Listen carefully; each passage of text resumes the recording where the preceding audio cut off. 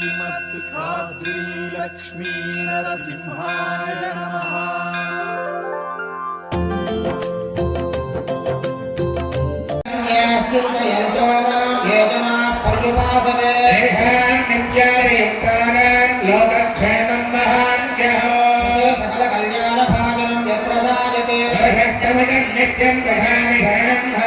सर्वदा सर्वकार्येषु नास्ति तेषां मङ्गलं तेषां करिष्ठो भगवान् मङ्गलायतनं हरिः भावस्तेषां यस्तेषां पुतस्तेषां पराभवः तेषामिन्देव स्कामो उभयस्थो विनार्थनः आपदामहत्तारं धातारं सर्वसम्पदां लोकाभिरामं श्रीरामं भूयो भूयो नमाम्यः भगवतो फलेन भगवतोऽयेन परिप्रवमानानाम् अनेककोटि ब्रह्माण्डानामेकतमे पृथिव्यप्तेजो वायुव्याकाश महदव्यक्ताख्य सप्तावरणेनावृते अस्मिन् महति ब्रह्माण्डे आधारशक्ति श्रीवराह कूर्मानन्दाट्ट दिग्गजो परिप्रतिष्ठितानाम् अतल विठल सुतल तल अतल सातल महातल भागालाख्य सप्तलोकानां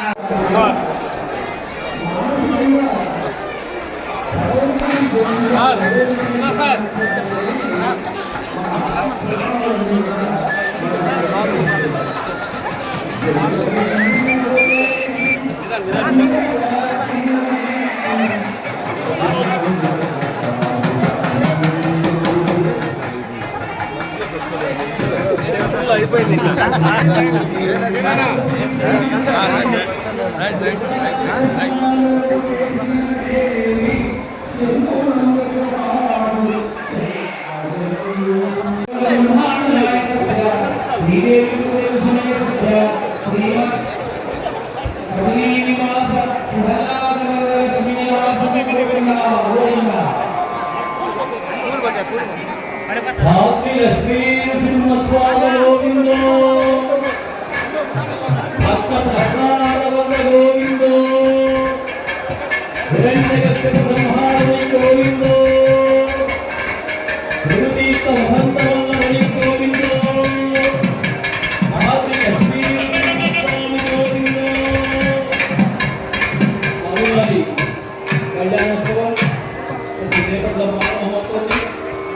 యాగ మండపం నుంచి స్వామివారి యొక్క కళ్యాణోత్సవ ఉత్సవం మూర్తుల్ని ఇక్కడికి తీసుకురావడం జరుగుతుంది. అందరూ కూడా ఉన్న వాళ్ళందరూ కూడా కూర్చోవాలి.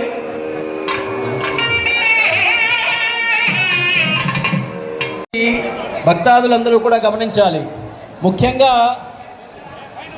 తర్వాత అక్షంతల కోసం మనం వెళ్ళేటప్పుడు ప్రతి ఒక్కరికి అక్షంతలు అందుతాయి. ఇక్కడికి ఎవరు రావాల్సి అక్కడ డిస్ట్రిబ్యూట్ చేయడం జరుగుతుంది. కొంతసేపు వెళ్ళేటప్పుడు కొంత ప్రశాంతంగా వెళితే అందరికీ అక్షంతలు దొరుకుతాయి. మ్యాక్సిమం అంటే ఒక హాఫ్ అన్ అవర్ లోపల అందరికీ దొరుకుతాయి. గతంలో కూడా ఎవరో కొంతమంది దోసుకొని ఇబ్బంది పడి మామూలుగా ఒకటి చెప్తారు, పరోపకారాయ పుణ్యాయ పాపాయ పరపీడనం. మనకు దర్శనం అయితే గొప్ప కాదు, మన ద్వారా ఇంకొకరికి దర్శనం అయితే గొప్ప అనేటువంటిదే మన యొక్క భగవద్గీత సందేశంలో చెప్పేటువంటిది, మన ధర్మం చెప్పేటువంటిది.